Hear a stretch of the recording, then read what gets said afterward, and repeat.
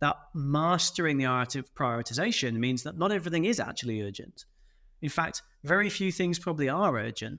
But when you're playing whack-a-mole and you're the one just waiting for everything to come and not thinking proactively, not thinking ahead, everything will seem urgent. But if you've got really clear purpose, this is what my job is, a really clear impact that you want to have, these are the big things we're working on, the priorities we've got, then it makes it much easier to prioritize on a day-to-day basis. Hello and welcome back to this week's episode of the High Performance Leader. You know, this episode is one I've been looking forward to making because it's one of the most common challenges that seems to come up for busy, overworked, overstressed managers, leaders, and executives, which is everything seems to be really urgent. What do I do now? How do I make some progress? And you know, if you're listening and your inbox is full of emails, you've got to-do lists in all sorts of places, you're trying to manage your day and manage your time, but no matter what you do, you seem to just have constant problems at your front door. Maybe you've got people in the team constantly asking you for the answers. How do I do this? How do I solve this? And you're the one that is required to save the day. Then this episode of the High Performance Leader is for you. You know, one of the things I remember from when I was a GM was it's so easy to be the save the day leader. And these save the day leaders have many different guises or nicknames. They could be the firefighter, the superhero, the rainy day solver, or the rainmaker in many teams. But essentially what they are the leader who is constantly putting out fires. And that in the very short term is a good thing because it allows them to solve problems and get stuff done quickly. But over the long term, it can hinder not only their own impact, but also the impact that their team can have. So that's what we're going to talk about today. We're going to get into how do we identify if we're in that trap and share some new tools and skills that are going to allow you to reclaim your effectiveness and your impact. We'll talk about things like prioritization, delegating, and setting boundaries, of course, but we're also going to try and shed a little bit of light on maybe why you're doing this. And that's interesting to unpack. So, you know, let's go back to that reason of why you might be solving all the problems. Often the reason you've got to where you are is because you could solve all the problems. You could solve problems better than anybody around you, and you became famous for solving those problems. Maybe you get the little hit, the excitement of solving those problems, and it's really alluring, right? It's really interesting to find something really crunchy, get stuck in, solve it, and get all the praise for it. And when you move further through your leadership career, it can be uncomfortable when suddenly you're not the one solving all the problems and you're not the one who's getting all the praise. It's those around you. So there can be a temptation to slip back and get involved. Equally, it can be very tempting. And I remember this one from my own previous life where you really do feel like you don't have the capability in your team, or you can't trust the people who work alongside you to have the knowledge and skills to solve the problem as well as you would. So when the chips are down and the pressure is on, we rush back in to try and roll our sleeves up and fix everything. And you know, and we do it from a sense of care. Let me help. Let me solve it using my skills. Let me try and sort this out for us. And once we're back to normal, then I'll hand the reins back over. And we've all done it. But the challenge is that creates not only a dependency culture in your team, but sometimes it can often create a culture of, well, there's no point in trying to even fix it because Jimmy's going to come back in and fix it anyway. So we need to be careful of going that. Often the reason as well that we're called into these urgent situations is because we've just got too many things going on in the team, in our daily workload. And so everything feels urgent because there's too many things. We don't have enough time to really clearly identify what are our priorities and work on the important stuff. So we're the hamster on the wheel trying to work on everything. And so that lack of clear prioritization, that being overcommitted in terms of your energetic horsepower and not having the clarity and foresight of where should I work, then we tend to just trying to work on everything. Everything feels crucial. Everything leads to firefighting because we're not seeing things coming ahead of time. We're just reacting to what's coming. And that behavior can be quite contagious. Now, there's some dangers in this. If we have a lack of clear priorities, it also means that we're not necessarily going to be working on the most important stuff alongside our team, and certainly not the most strategically important stuff. What we tend to do is we go into a game of whack-a-mole, well, urgently solving very tactical level problems that should probably be solved by people 1 or 2 layers down in your team, but for some reason you're taking ownership of, and that's hindering you working on the bigger stuff. And I say, often I hear this, oh, I'm just too busy to get to the strategic stuff. Well, there's a reason for that, and it's down to some of the choices that you're making. Equally, when you're the one that steps in to save the day, the firefighter, the superhero, I'll just get us back on track and then hand the reins back over, can be really demotivating for your team. As we spoke about at the start, when you had the opportunity in your career to show what you could do and solve some problems and you got recognition for it, then that was amazing, right? You got all of the recognition and the sense of achievement and the sense of satisfaction, but also you gained the experience.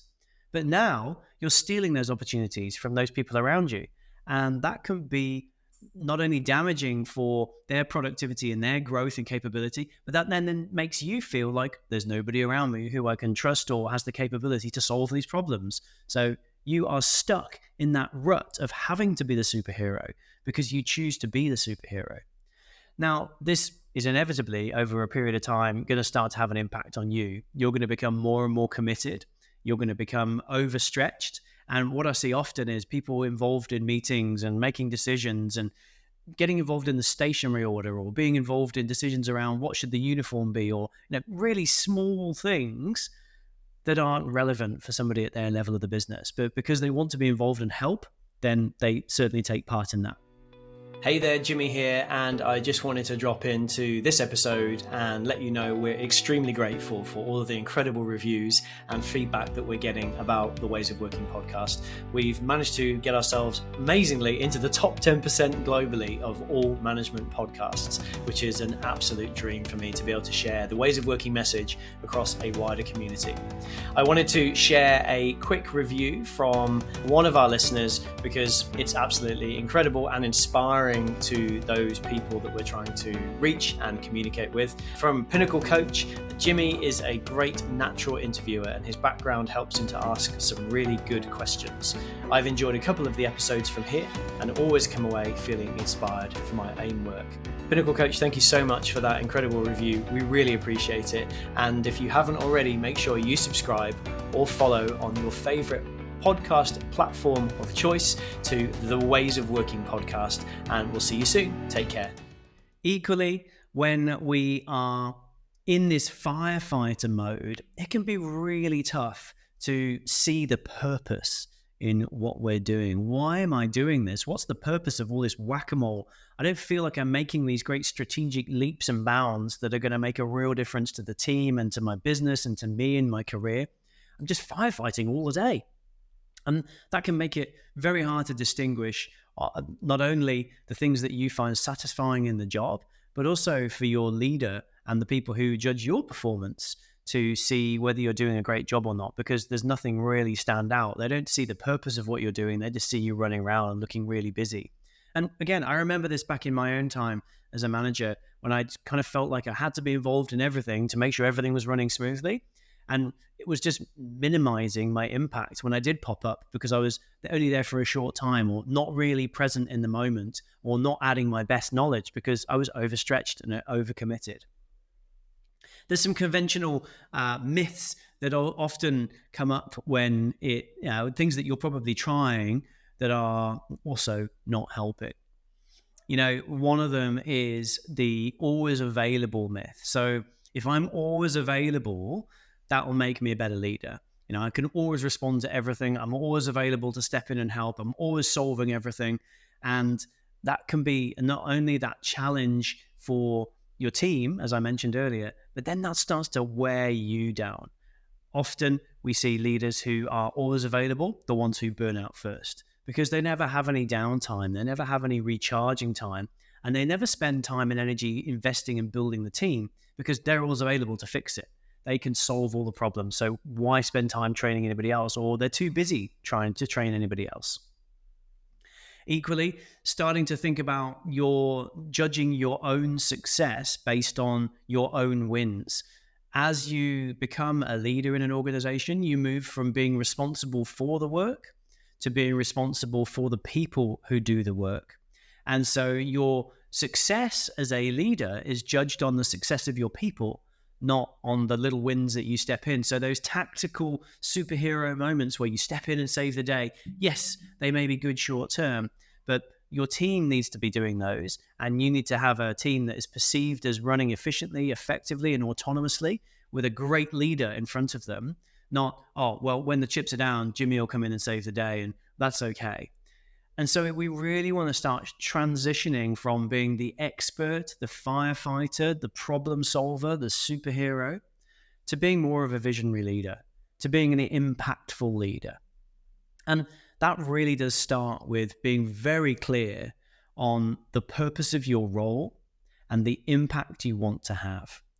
In chapter 1 of my book, Beat Burnout, Ignite Performance, which is now available on Amazon, actually, we talk all about the purpose of the role. And often what we see with leaders who are overworked is because they are doing all these things that they shouldn't be involved in, because they're not clear on the purpose of their role. I have a managing director I work with at the moment, and for the last couple of years, he's been getting even more crystal clear on the purpose of his role. And it's awesome to now hear him say, that's not my job. I shouldn't be involved in that. I need to make sure so-and-so in my team is enabled and supported to be able to take care of that. And then once he's up to speed, I can step away.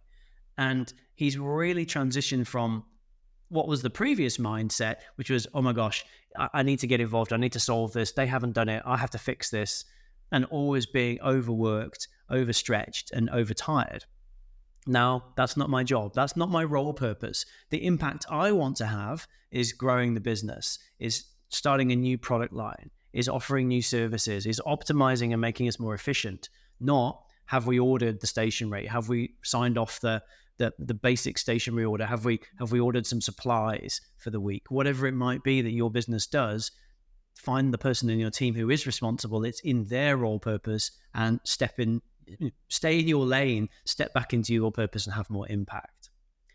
Equally, we've talked about the art of prioritization previously. How do you prioritize? Well, what's the purpose of what you're doing? We've just talked about that.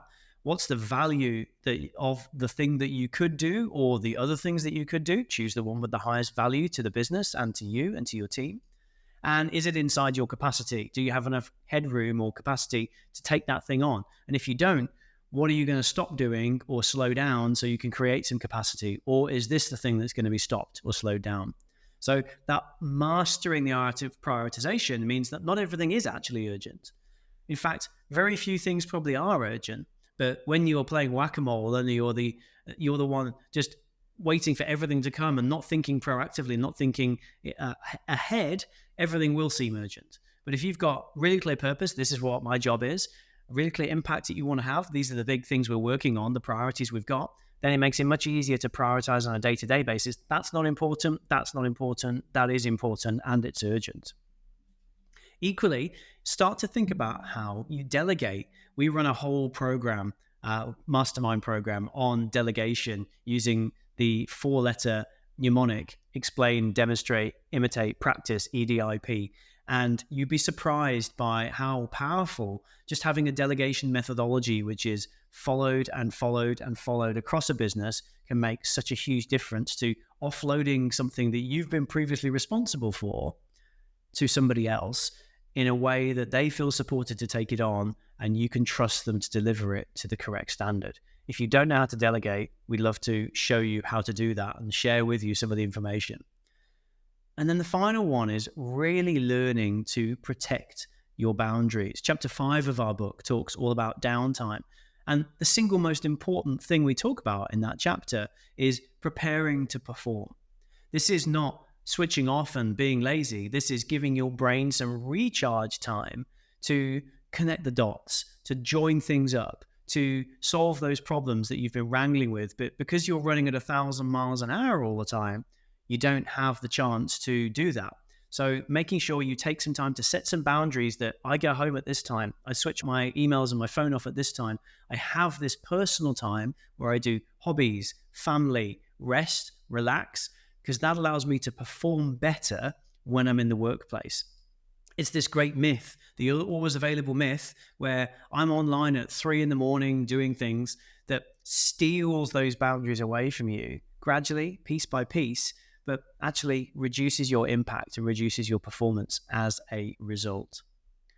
So today we've talked about why you might be spending all of your time being the urgent, solving all the problems, save the day, superhero, firefighter, leader, why everything might feel urgent to you all the time, and what some of the things that you can do to start solving that. You know, if you are interested in this topic, I highly recommend grabbing a copy of my book, but also please do drop a comment on whichever podcast platform you're listening on to let us know how you are managing urgency in your day-to-day life. Life does seem to be more urgent than it used to be. It seems to be higher tempo than it used to be. And we're always looking and researching new ideas, concepts, frameworks, and tools and techniques that our listeners, our clients, and the people we work with are trying and learning from. So please do share them with us. That's all we have for this week. The everything is urgent. So how do I make progress? I hope you enjoyed it. Look forward to sharing some amazing future episodes with you. Please do hit that subscribe button if you haven't already, or follow on whichever platform you're listening on before you leave this episode. It would be great to make sure you don't miss any further episodes of The High Performance Leader. Speak soon.